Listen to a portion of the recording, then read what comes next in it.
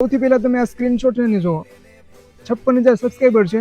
Last 28 દિવસમાં 1.1 crore view છે અને 28 દિવસના 24,000 કલાક વોચ ટાઈમ છે. છતાં પણ આ ચેનલ મોનેટાઈઝ નથી થઈ. એ ભાઈ એક મોટી ભૂલ કરેલી છે જે તમને હું આ વિડીયોની અંદર જણાવવાનો છું. શું ભૂલ છે એ જણાવું નહીં, પહેલા મને ફોલો કરી લેજો અને વિડીયોને સેવ કરી લેજો. પહેલી વાત એ કે તમે છે ને આ કોપી પેસ્ટ કરવાનું કામ છે ને બંધ કરી દો.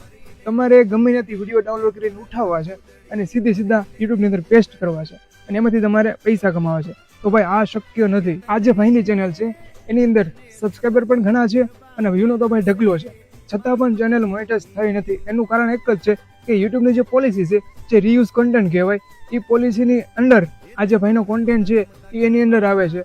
અહીંયા ઘણી મહેનત કરી છે કોપી પેસ્ટ કરવામાં, પણ ખુદનો કોઈ કન્ટેન્ટ છે નહીં. એટલે યુટ્યુબ જે છે એના રીયુઝ કોન્ટેન્ટ હેઠળ આવી ચેનલને મોનેટાઈઝ ક્યારેય કરતું નથી.